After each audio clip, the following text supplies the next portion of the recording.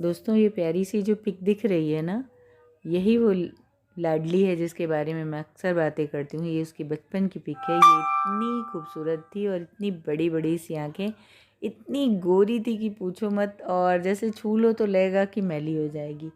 और रियली काफ़ी कुछ ये बोलती भी थी। और सच बताऊँ, डॉक्टरों की लापरवाही कहो या किस्मत का खेल कहो, ऐसी जैसी अब दिखती है वैसी बिल्कुल भी नहीं थी। बहुत सुंदर सी थी।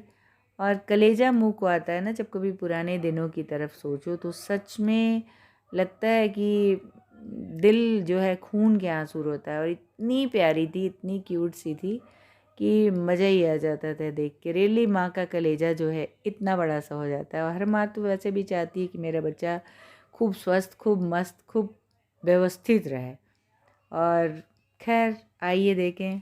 नमस्कार दोस्तों। खूब मैं समझ में नहीं आता कहाँ से शुरू करूं। मुझे उम्मीद है आप बहुत स्वस्थ और मस्त होगे और बिल्कुल व्यस्त भी हो गए होली की तैयारियों में। पर मैं एक बात जो आपसे कहने जा रही हूँ, शायद बहुत तकलीफ़ तो मुझको बहुत ज़्यादा देती है, शायद आप लोगों को भी थोड़ी तकलीफ़ दे। जो सेंसिटिव होंगे उनको तो बहुत ज़्यादा तकलीफ़ होगी, मुझे पता है, क्योंकि मुझे भी बहुत तकलीफ़ होती है। तो मैं अपनी बेटी के बारे में बोलने जा रही थी। हर माँ चाहती है कि उसका बच्चा दुनिया का सबसे अच्छा बच्चा हो, सबसे तेजस्वी हो, सबसे स्वस्थ हो, सबसे खूबसूरत हो। और मैं भी शायद यही चाहती हूँ। और इससे अलग मैं भी नॉर्मल माँओं के जैसी ही हूँ। और मैं बहुत स्पिरिचुअल भी हूँ। मैं बहुत स्पिरिचुअल हूँ बावजूद इसके कि मैं सांसारिक भी हूँ। संसार में हूँ तो बहुत ज़्यादा मैं कह रही थी कि श्रेया जितनी प्यारी है कि इसे देख के किसी का भी दिल भर आएगा। ज़रा भी सेंसिटिव हो तो बिल्कुल भर आएगा। और बचपन की पिक्स आप लोगों ने देखी ही होगी। वो कितनी सुंदर और कितनी प्यारी थी। कुछ डॉक्टरों की लापरवाही कह लो और कुछ ईश्वर की, ऊपर वाले की मर्ज़ी कह लो, तो वो आज ऐसी है। और मैं पूरे तन मन और धन से उसकी दिल की गहराइयों से ईश्वर को साक्षी मान के मैं उसका काम करती हूँ। और मन में ये चाह ज़रूर रहती है कि वो ठीक हो जाए। और फिर भी मैं ये नहीं कह सकती कि मैं ये भी भीख नहीं मांगती ईश्वर से कि वो ठीक ही हो जाए, वो ठीक ही हो जाए। मन में चाह ज़रूर है कि वो ठीक हो जाए। पर एक विनती ज़रूर है ईश्वर से कि उसे स्वस्थ कर दे, या उसको मैं आगे बोल ही नहीं पा रही हूँ। मैं ये कह रही थी कि हर माँ चाहती है कि वो अपने बच्चों के आगे जाए, पर मैं दुनिया की शायद सबसे बदनसीब माँ हूँ, दुर्भाग्यशाली माँ हूँ, जो ये चाहती है कि उसका बच्चा उसकी गोद में जाए। और ये सच बता रहे हैं, कहते समय जिह्वा कट के गिर जा रही है। आप सोच सकते हो कि कलेजे पे कितनी आरियाँ चलती होंगी। जुबान वो गल नहीं जाती जो ऐसा, या दिमाग वो, दिल वो सड़ नहीं जाता, वो मर नहीं जाता जो ऐसी बात करता है। पर मुझे कहना पड़ता है क्योंकि मैं बहुत प्यार करती हूँ। और मैं नहीं चाहती कि मेरे बाद उसकी किसी भी तरह से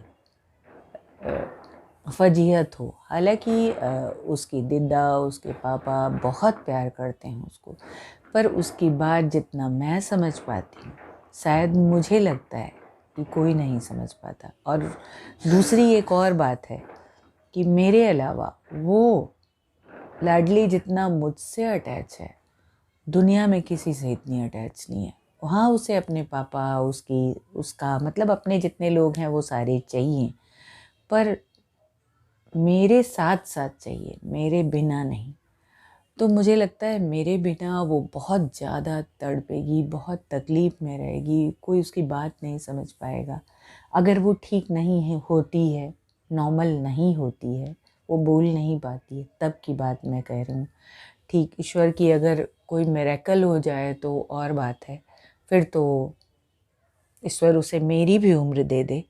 लेकिन अगर मिरेकल नहीं होता है तो मैं हमेशा ईश्वर से करती हूँ कि अगर मैंने कभी भी दिल किसी का जरा भी नुकसान न किया हो और मेरे मन में ईमानदारी अगर इतनी सी भी हो, तो उसके बदले में उसको तकलीफ़ देने के बजाय उसको मेरी गोद में ले जाए, चाहे 1 मिनट मुझसे पहले, पर वो ले जाए।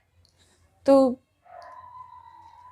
रियली बहुत तकलीफ़देह होता है, ये कहा भी नहीं जाता, पर मन में कहीं न कहीं रहता है। मुझे लगता है कि उसको जैसे मैं कहीं चली जाती हूँ ना तो उसकी आँखें सूनी हो जाती हैं ऐसे। तो ये मुझसे सहन ही नहीं होता। सारे त्योहार सब कुछ बहुत फीका सा लगता है, बहुत फीका। और आप शायद अंदाज़ा भी ना हो आपको मेरे दर्द का, कि दर्द का अंदाज़ा नहीं हो सकता है कि आप सभी प्रे करना कि वो कम से कम बोलने लगे, तो बस बहुत सारी तकलीफ़ें उसकी कम हो जाएंगी, वो थोड़ी अच्छी स्थिति में पहुंचेगी। और मेरी ईश्वर से बहुत प्रार्थना है, बहुत ज़्यादा, कि हे ईश्वर इजी सब कुछ निकाल देना। मुझे पता है कि ये भी पता है कि कठिन लोग, मेहनती लोगों के, स्ट्रांग लोगों के एग्ज़ाम भी टफ़ होते हैं, ये भी मुझे बहुत अच्छे से पता है। और ईश्वर ने उसको अचानक ही मेरे सामने नहीं दिया। इसके पहले जब मैं छोटी थी, बच्ची थी, मैं बहुत ज़्यादा सेंसिटिव हूँ और उम्मीद करते हैं कि जीते ज़िंदगी ये सेंसिटिविटी बनी रहेगी। तो कई बार मेरे सामने ऐसे लोगों को ले आया। जब मैं स्टूडेंट लाइफ में थी तो एक अंकल थे, कर्नल अंकल, मैं बोलती थी, उनकी एक बेटी थी। उस समय वो 25-26 की रही होगी और मैं ग्रेजुएशन कर रही थी, तो छोटी थी उस समय। तो वो अक्सर मतलब मेरे सामने आती थी और अंकल देखा करते थे कि बहुत सेंसिटिव है, उनका एक ही बेटा था। वो चाहते थे कि मेरी सेंसिटिविटी देख के वो चाहते थे कि उनके बेटे से मेरी शादी हो जाए, और वो तमाम मैं जो भी करना चाहती थी लाइफ में उसके लिए वो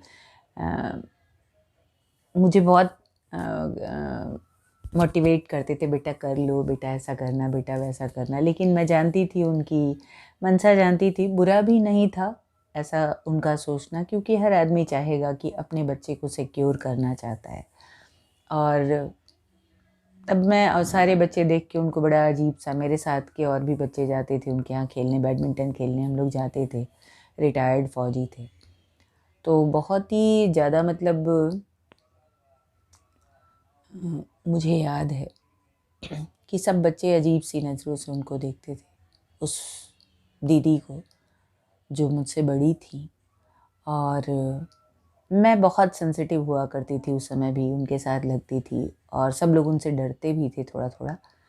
और ऐसे बच्चों के शायद दांत थोड़े बाहर की तरफ हो जाते हैं, या दवा के रिएक्शन से, जैसे पीजीआई के डॉक्टर ने श्रेया के लिए कहा कि पीजीआई के डॉक्टर ने कहा दवा के रिएक्शन से उसके दांत बाहर हो गए हैं, थोड़े बाहर की तरफ ऐसे हो गए ना, तो शायद वो दवा का ही रिएक्शन है या जो भी हो, या खाना चूस के ऐसे खाती थी ना, शायद इसलिए भी हो गया हो, मुझे नहीं समझ में आता क्यों, पर है। और दांत डॉक्टर पिन लगाने के लिए बोलते हैं, ब्रिसल्स लगाने को, लेकिन वो होश में अपने को किसी और को छूने ही नहीं देती, टच नहीं करने देती, तो डॉक्टर कैसे क्या कर लेगा। और बेहोश करके करने की, जितने डॉक्टरों को मैंने अभी तक दिखाया, सारे डॉक्टर कहते हैं बेहोश करके करेंगे, और पीजीआई के डॉक्टर उसको बेहोश करने से बहुत ज़्यादा मना करते हैं कि सोचना भी नहीं है, सोचना भी नहीं है। तो फिर मुझे लगता है कि नहीं सोचना चाहिए। और सुंदरता का कोई मायने उसके लिए है नहीं, क्योंकि उसे पता ही नहीं है सुंदर क्या होता है। तो फिर क्या, किस लिए? आप बताओ किस लिए फिर? जैसे हमें कुछ पता ही ना हो, तो मेरे लिए तो वो चीज़ बिल्कुल पानी है ना। कुछ भी, पानी तो बहुत कीमती होता है, बेमानी है। तो इसी तरह शायद उसके साथ भी ऐसा है। तो मेरी बात अगर आपके दिल को छू गई हो और आपको अच्छा लगा, हार्ट टचिंग तो बात है ही, अच्छा लगा भी नहीं कहना चाहिए। मेरा वीडियो अगर पसंद आता है तो प्लीज़ सब्सक्राइब करें, सपोर्ट करें। और मेरा वीडियो बनाने का मकसद कि जैसा मेरे साथ मैंने झेला वो आगे किसी भी बच्चे के साथ ना हो, और हर वो माँ जागरूक रहे, हक के लिए लड़े और अपने बच्चे के लिए कुछ भी करने को तैयार रहे, डरे नहीं। जैसा मैं डर गई थी शुरू में। तो मेरी वीडियो जो देखते होंगे शुरू से, उनको पता होगा कि मैं उसको बाहर नहीं ले गई, और जो भी कर सकती थी यहाँ अपने लेवल पे मैंने इस अपने शहर में किया। बाहर वो थोड़ी बड़ी हो गई तब ले गए। इवन बाबा रामदेव के यहाँ भी मैं ले गई, BHU में जो कि वर्ल्ड का सबसे बड़ा आयुर्वेद का सेंटर है, वहाँ भी ले गई थी। लेकिन डॉक्टरों ने कहा कि बहुत लेट कर दिया आपने। तो ऐसा और किसी भी माँ को ये ना सुनना पड़े, किसी बच्चे के साथ ऐसा ना हो। तो मेरा वीडियो अगर पसंद आता है आपको और लगता है कि मेरी बात जेन्युइन है, तो प्लीज़ मेरी बात को ज़्यादा से ज़्यादा शेयर करें, ज़्यादा लोगों तक पहुँचाएँ, जिससे कोई बच्चा, कोई माँ सफ़र ना करे। और वीडियो देखने के लिए आपका बहुत बहुत धन्यवाद। और प्लीज़ लाइक मी, सब्सक्राइब मी, ताकि ज़्यादा लोग मेरी बात को सुन सकें और कोई भी सफ़र ना करे। इसी के साथ thank you, thanks for watching.